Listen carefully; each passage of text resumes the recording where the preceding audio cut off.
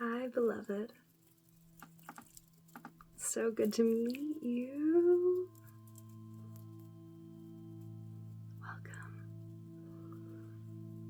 Welcome to my first ever video. So excited. Beloveds, thank you all so much for being here.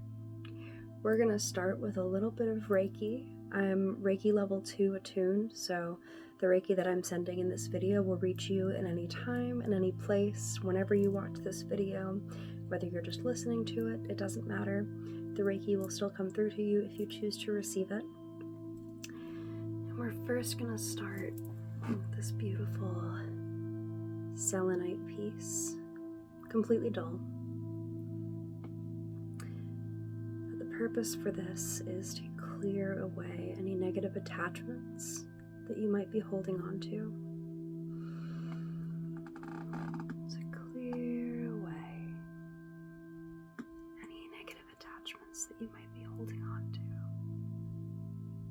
That's perfect. Take a deep breath in for me. Brilliant. And now a deep breath out. There, you're doing such a good job. Perfect. Deep breath in. And out. Perfect. Perfect. Now, some of the things that we might be clearing are attachments that you're ready to be rid of, personal, professional, old ways of being, old stories that you've been holding on to, old truths about yourself that are no longer true, old habits, connections back to people who no longer serve you.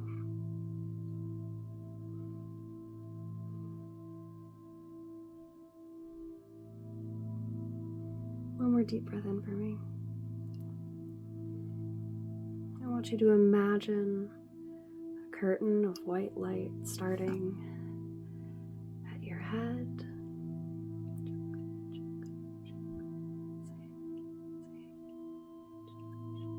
Perfect. I want you to imagine a curtain of light starting at the top of your head, going all the way down your body nice and slowly.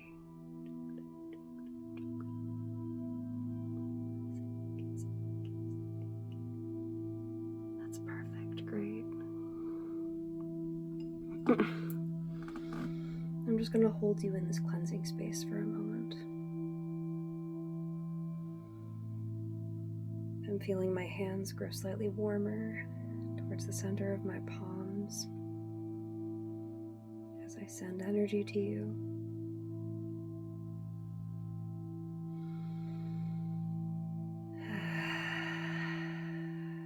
Okay. We're going to start all the way down at the root. This beautiful quartz stone. I love the way that the shadows and the light are playing with us. When I set out to start making videos, I think that my perfection really prevented me from, or my seeking of perfection really prevented me from going for it. So I'm really enjoying all of the ways that we're being played with the light. Who needs studio lighting? This is a hematite quartz.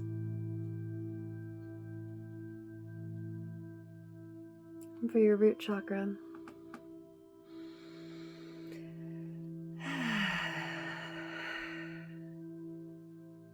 your root chakra is the piece of you that feels connected to the earth, the piece of you that grounds into her. So as you're taking another deep breath here, I want you to imagine with every time you breathe out that your body is just sinking a little bit more into the ground. Whatever point of contact that is, if you're standing, it's your feet. If you're sitting, it's your legs. Lying down, it might be your back or your your stomach. Just imagine drawing a little bit closer to the earth.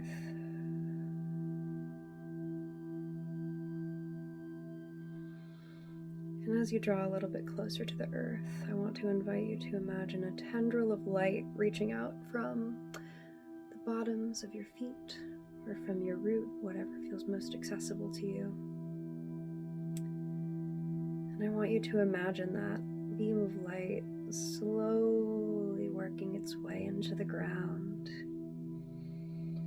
until it meets up with all of the roots that are underneath our feet at all times. Even if you live in a city, there's still a root network underneath your feet. I want you to imagine yourself connected to that energy source, connected to the primordial life energy of this planet. And ask her for permission. Ask the earth, is it okay if I share this energy with you? And she's generous, so I'd be surprised if she said anything but yes, of course. Really let yourself soak it in.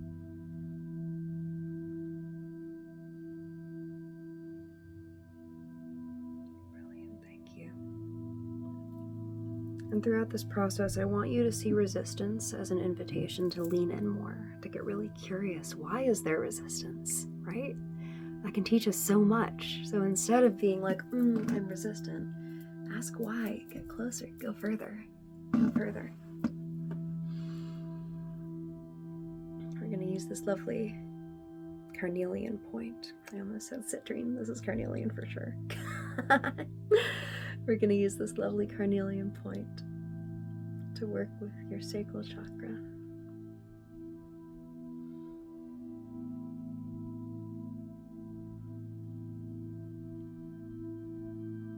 And remember, your sacral chakra is about sensuality, sensing, being with the air outside, what the temperature is, being with the noises that you hear, that you're probably hearing in the background of this video because I live in a city. The tastes of all the food you get to eat, feel of your clothing on your skin, the sight of the clouds during your commute to work. We were put on this earth to use our senses to see, feel, taste, touch, be with all of this. So today I want to invite you to engage with your senses as the gift that they are, to marvel and wonder at the fact that we get to interact with all that is around us. Invitation to just be really curious and excited. Really curious and excited. Your sacral chakra is also connected with your creativity, your presence, your ability to be,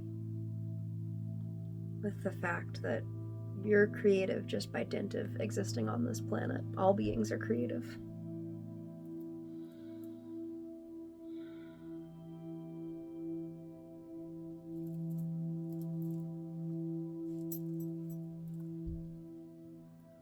Use this pyrite, also commonly referred to as fool's gold, to sit with your solar plexus. And as we continue working our way up, I want you to imagine that root that you set intention with in the root chakra slowly making its way up, feeling the energy continue to move through you. And we're going to use this pyrite point for your solar plexus chakra.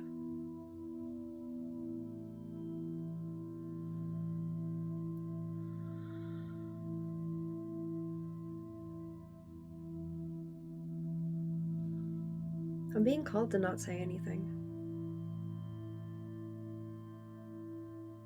I'm being called to just be with this and be with you.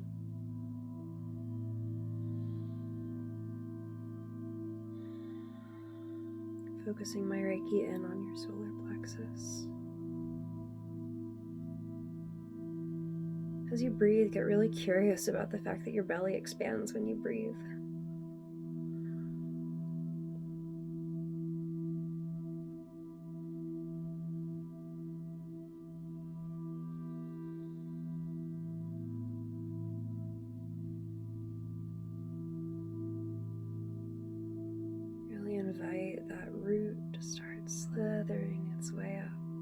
through your root, through your sacral, and now tapping into the solar plexus, energizing you with the life force of the planet, of the universe, reminding you that you are always connected to her.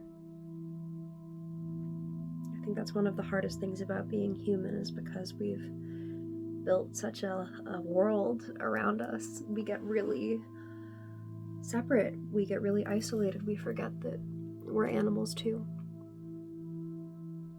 We're animals too. And we desperately need this planet.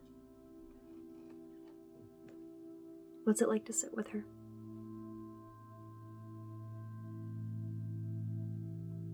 Take a deep breath in. Really check in with how you're doing, how things are sitting so far. As I bring in this gorgeous piece of green citrine for your heart. My fiance calls this piece the forbidden cheesecake because she thinks it just looks like something to take a bite out of.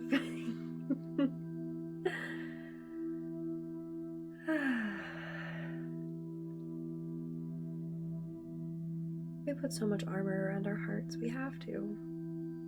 We have to right now put a lot of armor around our hearts, but I really believe that the future that I want to live in and the world that I'm calling in is a world full of open and soft-heartedness, where it's safe to let down the armor. So I want to invite you, as I send Reiki to your heart chakra, I want to invite you to open the armor just a little bit. As you breathe, and as you allow the planet into you through this root, see what it feels like to let your heart soften just a little bit.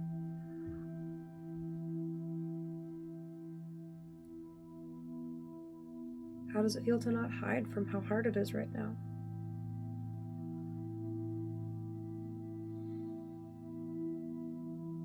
To have such deep compassion and overwhelming love and gratitude for all beings, because it's hard for all of us right now. How can we see our grief as something that connects us instead of something to avoid, to distance and numb ourselves from? What would it be like to throw open our hearts?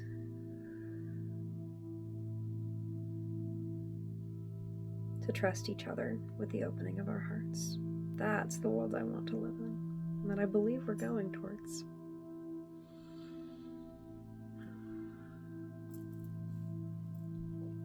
Deep breath in. And deep breath out. Perfect. Next we're going to use, pardon my floor creaking, that was a fantastic noise. We're going to use this beautiful chunk, trying to get the light to work with me. There we go.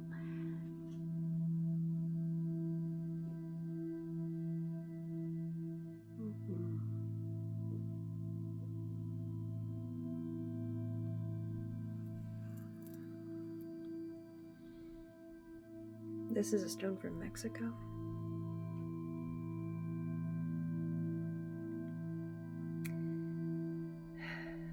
For your heart chakra.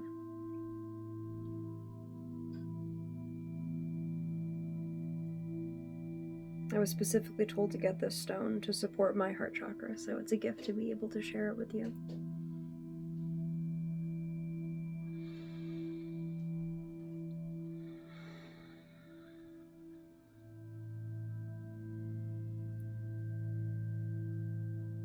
I feel like the open throat really does follow the open heart.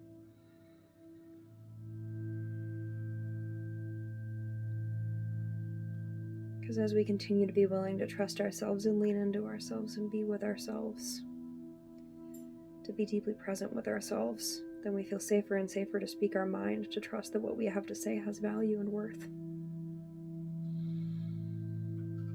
I want you to think of a time when you held your tongue recently and you wish that you hadn't?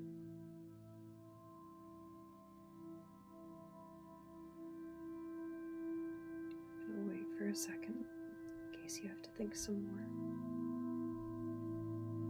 But once you have that time, I want you to cover that moment in forgiveness and compassion. Cover that moment in forgiveness and compassion. There's a reason you held your tongue. Some sort of conditioning made you feel like you couldn't speak up in that moment, and that's okay.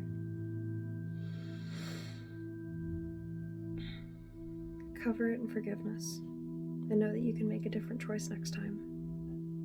If you can. Sometimes the work of the throat chakra is to hold your tongue to keep yourself safe, but then remember to find a way to scream it all out. When you are safe with just yourself.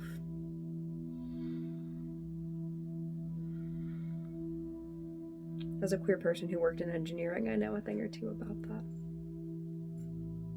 Especially as a trans person working in engineering. So cover it in forgiveness and compassion.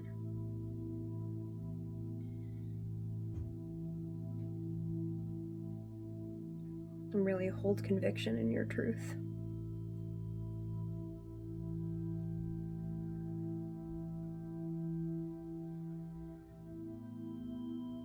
Perfect. Deep breath in. Deep breath out. Remember to continue to pull that tendril of light that you've called forth from the earth. Continue to pull it up through. Continue to call it up. Call it up all the way to your throat. And now into your third eye. We're going to use this incredible soda light point to sit with our third eye.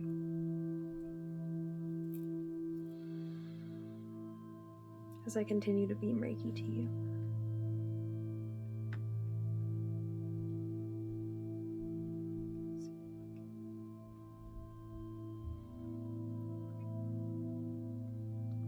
As I continue to beam Reiki to you.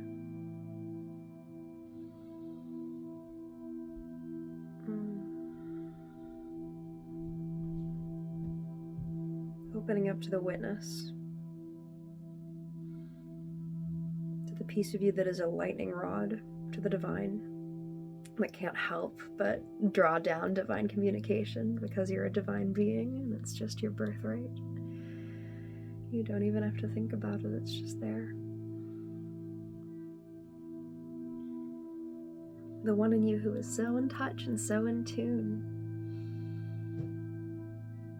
We just have to remember how to hear and how to see what she has to show us. With courage.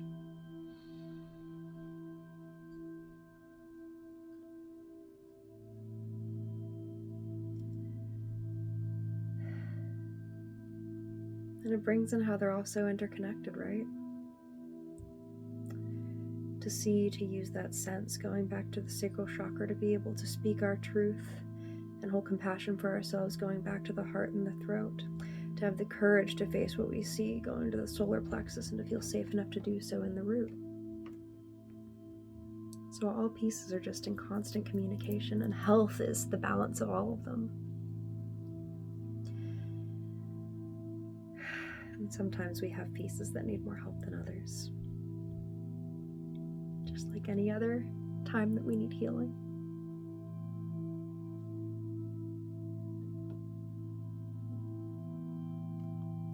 Really put some love towards that third eye of yours.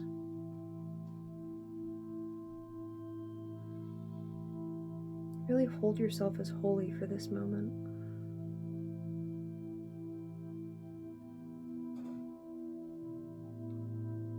It is so miraculous that you're here, that you're alive. It is so miraculous that you're alive in this time, in this space. And it's so miraculous that today you made the choice to take care of yourself by clicking on this video. It is miraculous that you are choosing yourself today. I'm so happy for you. And I'm so grateful to be here.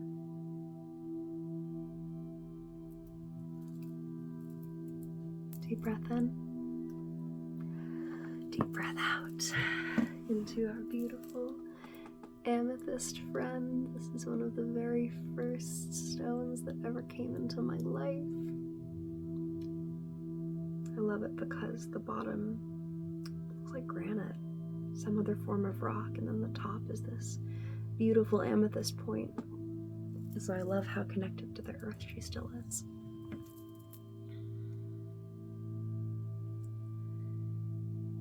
I call down Reiki into your crown chakra. Just got like an electric shock all the way through my spine. Ooh, I call in Reiki so strongly to your crown chakra.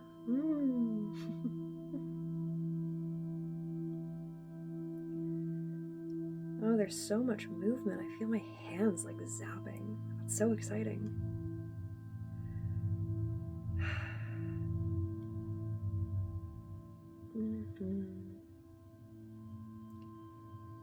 As we sit with your crown chakra, I want you to imagine a beam of light coming out of the top of your head and reaching up towards the heavens.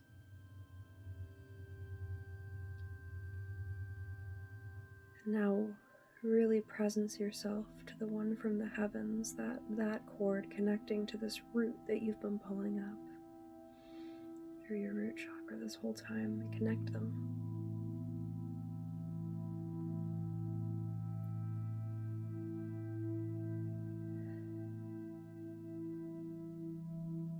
Allow yourself to be pulled taut like a chord for the universe to play, like a string on a guitar.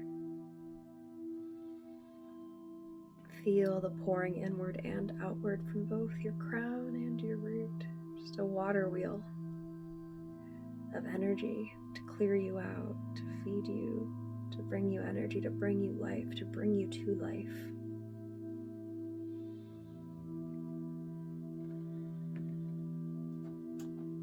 Really letting yourself be present to this feeling of full body attunement and connection to the whole of yourself.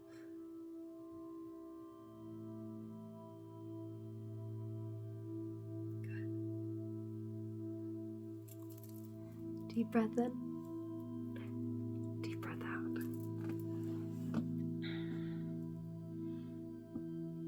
Now I'm going to take one moment to hold your fields.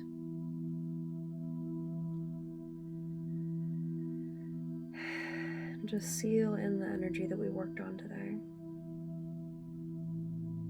Oh my gosh. You are so electric.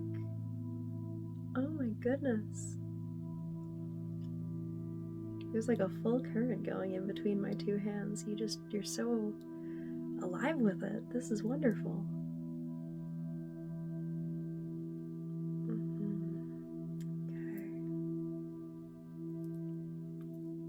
Wrapping you in it. Wrapping you in it.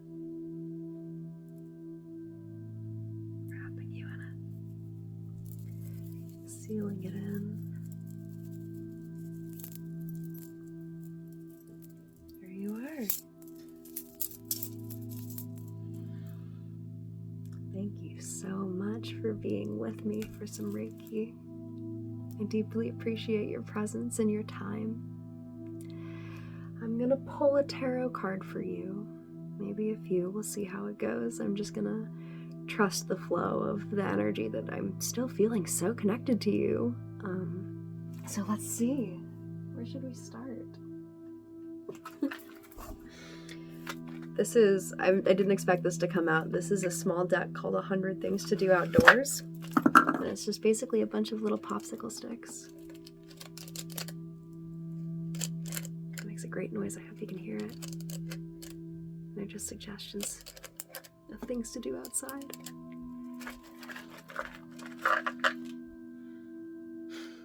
We have red light, green light. Make the starting line as far away from the collar as you can. When the collar shouts green light and the players move towards the collar, but then must freeze when the collar shouts red light. Anyone who moves on red light has to go back to the start line. We're gonna play with this. I really didn't expect this deck to, if you can call it a deck, I didn't expect this to come out, so let's see how red light, green light incorporates. I'm getting a sense of like the starting and the stopping being a part of this, like the momentum shift that's inherent with that. I'm also curious if any of you have played red light, green light recently, and if this is like a signifier that's come up for you. Over here we have my shelf that is just completely full of tarot cards. And here we have, this is a green man statue that one of my dear mentors gave to me. And it's wrapped in my baby blanket to try and send both love to that mentor and also just love to the earth. So that's that part of my altar, to give you a little altar tour. If there's a draw for that, we can do an altar tour at some point. Now we're going to look at the Star Spinner Tarot by Trungles. Star Spinner Tarot by Trungles.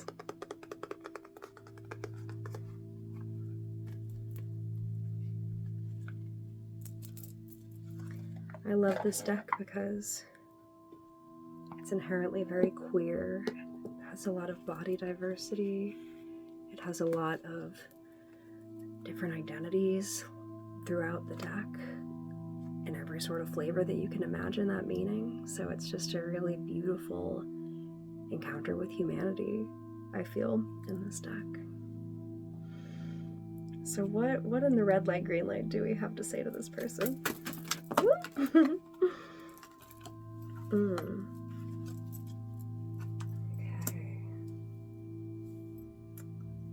Where did there it is. Now I always love to look in the book because I feel strongly that the author's opinion of the card, since it was created with the intent of the author, it's really important to bring that flavor in. So even though I have an inkling of what is here, I'm also just going to take a look at the book and read you anything that feels pertinent. So first we have the Two of Swords. This card indicates that a difficult decision must be made and you might be avoiding doing it. There's that red light, green light. There it is. You're getting in your own way.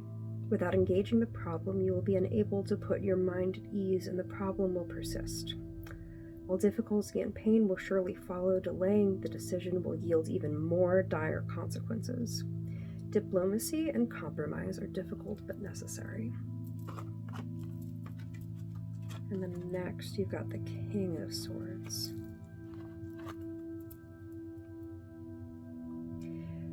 The King of Swords is the embodiment of intellectual authority. He exercises logic and reason, honoring histories, legality, and tact.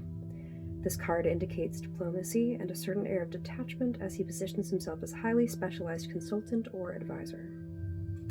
It may be wise to seek professional counsel for whatever challenges you may be facing. The King of Swords operates under very high ethical standards in his search for knowledge. And then to the other side, now this is what's interesting, is that the way that the cards are positioned is that the Two of Swords is in the center, and then we've got the King of Swords on one side and the Knight of Wands on the other. So I think that there's a inherent polarity here, and the Nine of Wands is reversed. The Knight of Wands, rather. In this position, the Knight of Wands likes to be at the center of attention, and he certainly has a talent for showboating. But behind the extroversion, the romance, and the show of gallantry, there's not much else. You might be brave and willing to take risks, but also unable to see how those risks might adversely affect the people around you.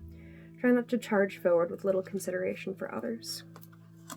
So what I'm seeing here is that there's a conflict that needs to be resolved, but this could be between two people who represent these two archetypes, right? Like you've got the King of Swords type, and then you've got the Knight of Wands reverse type as two separate people. You've got one really in their ego and really in their self-centeredness, and one who's really in an emotional, logic, or an emotionally distanced, logical place, and that these two are having a conflict. But to me, the Two of Swords is more about an internal conflict and an internal moment that's happening. So the way that I'm seeing this is more around...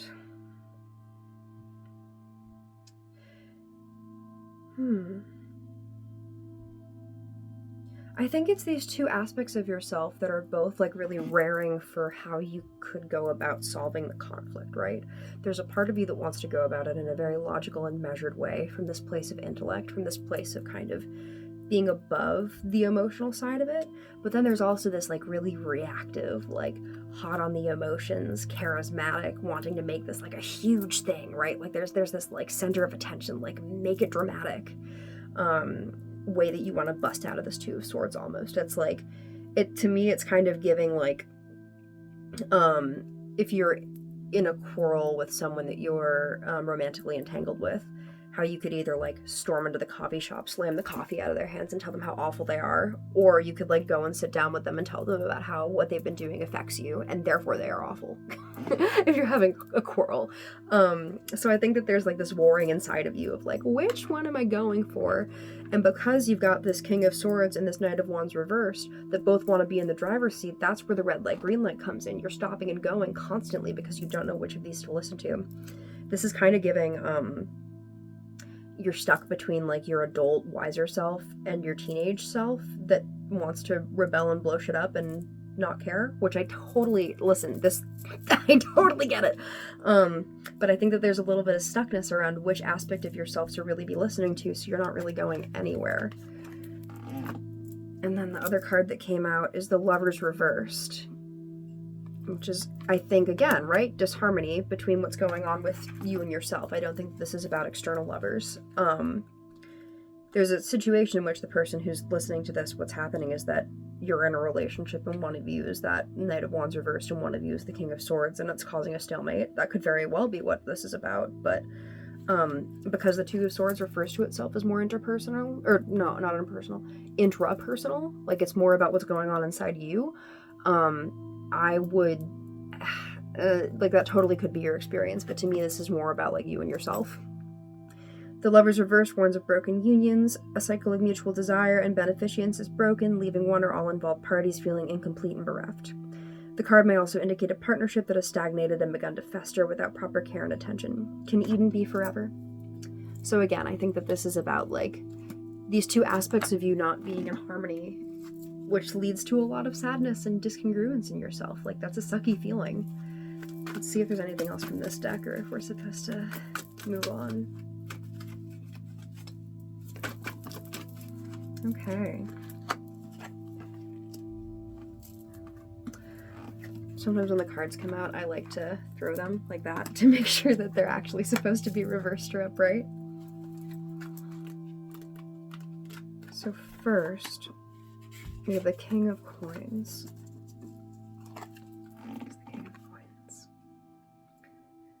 The King of Coins suggests that you are an ambitious leader, adept at managing finances. Each new project comes with a carefully crafted multi-point plan, and you exercise great self-discipline. The King of Coins know luck favors the prepared, and you can come prepared for many possibilities. You can be trusted to handle resources on a large scale, and may also be considered a reliable source of professional and financial advice. You find that people often seek your feedback and reassurance. And then you've got the Empress reversed.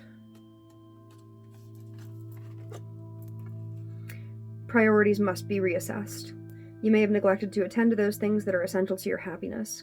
Attempts to convey care and thoughtfulness have twisted into something smothering and overbearing. If you overwater your plants, the root will rot. I think I know exactly where this is going, but I want to take a look at this last card with you before I provide any interpretation. We have the Ten of Swords reversed. You're in a bad situation, but your fear of change is stronger than your willingness to solve the problems at hand. Instead of doing the difficult work of confronting your fears, you let it drag on endlessly. The Ten of Swords encourages you to find release from this cycle of guilt and fear of change.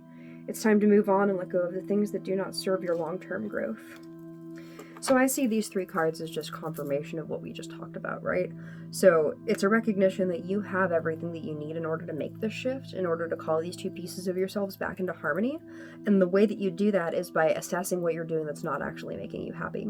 And not in like a wishy-washy, like throw away everything that doesn't bring you joy kind of way, but like, what are your long-term goals? How do you want to be content later on in your life? And I'm not talking about like a 10-year plan. Let's start even with a couple of months. What do you need to do in order to be where you want to be in a couple of months to be happy? And your fear of what could happen if you fail, and for some of you it's the fear of what's going to happen if you succeed, is keeping you so bound up that you're just not doing anything to change your situation, which has got to stop, because you have literally everything you need to do the change that needs to happen, right? It's just a matter of reassessing and listening to yourself deeper, understanding what the Empress is really calling you to do. What are you actually here for? What do you actually want to do with your time? This is a lot heavier than I was anticipating, and I hope that that's okay. It is okay. It is okay. I'm gonna pull a card for us from the Gratitude Oracle, which is this beautiful deck by Angela Hartfeld with artwork by Josephine Wall. Gratitude Oracle.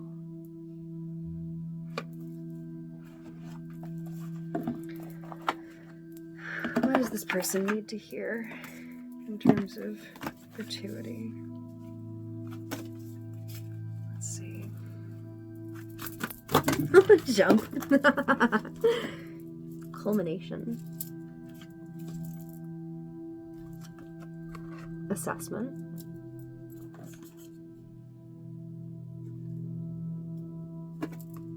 Reveal. And clues. To me, this is saying that this is as bad as it's gonna get. Like, what you're going through right now, it's not gonna get worse. You're fine after this. That's the culmination of the tension. You're coming to an end of that cycle. And with the assessment, it's asking you to go, okay, what went right? What went wrong? What do I want to carry forward from this? What do I want to let go of? Thinking about that conflict between the Knight of Swords, or the Knight of Wands reversed, and the King of Swords, calling in that conflict again. What from that conflict do you want to let go? Sorry, my cat is being an asshole. 1 second. Sorry about that. Then you've got reveal and clues. And I think that this is saying you kind of already know what you need to do.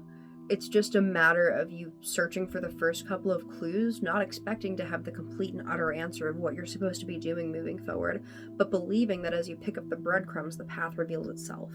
So understanding that as you continue to assess what you've been through, assess the culmination of everything that's happened before this, you're going to find the clues that will reveal what your next path is. She's being very literal, which I appreciate. And for a last card, 2 last decks. I'm feeling generous. Hi, hero. My cat might be stinky on us. I apologize.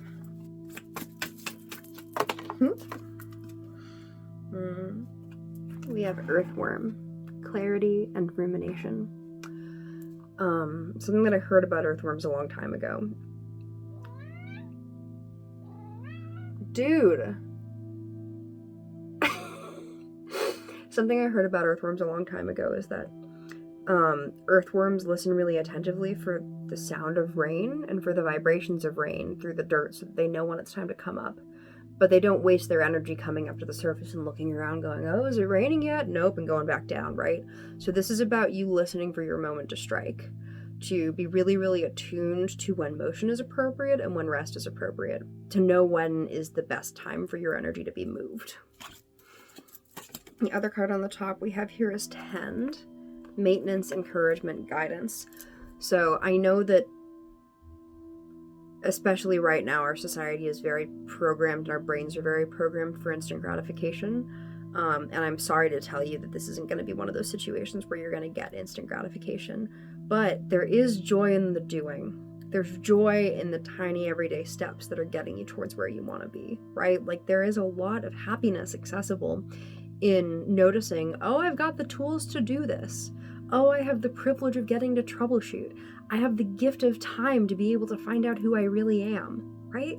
So even in the moments where it sucks, you're still receiving a massive gift. You're still receiving a gift beyond measure. And understanding that you're providing future guidance to yourself of how you want yourself to grow, right? Like we were talking about thinking ahead into the future. That is a gift to your future self to be doing that. Okay, last but not least, just gonna tuck this bad boy away, but last but not least, we're gonna use one of my favorite decks of all time. I think I'm probably gonna end up having this be a tradition where I close on this deck. That's just the sense that I'm getting. That last deck was, that last deck was the Green Witch Oracle deck, which is by Erin Murphy Hiscock and Sarah Richard as the artist. Next, we're going to take a look at the Because I Love Myself deck by Lucy Cavendish. The tagline for the deck is Healing Messages of Love from Your Soul to Yourself. What we got? My power is loving. I invite you to close your eyes and really be with this, with these words. I accept my power, and my self-love blooms with the energy of its support. I love that it is safe for me to express my power every day. One more. I cheer myself on. I am with me every step of the way. I take time to encourage and support myself, and if I falter, I will be there to help myself back up again. I can do this. You can do this. I invite you to return to the beginning of this video with the Reiki whenever you're really feeling the gratingness of that red light, green light, stop and start. I invite you to, like, Fiona from the beginning of this video doesn't know what that Reiki was about, but I think that Fiona now does, so I'm probably going to end up titling the video something along the lines of red light, green light Reiki.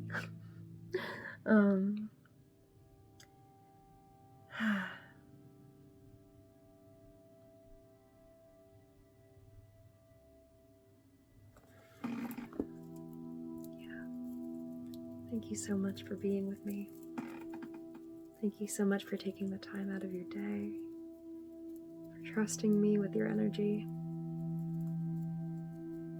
And I hope to see you again. Merry meet and merry part, and merry meet again. Love you.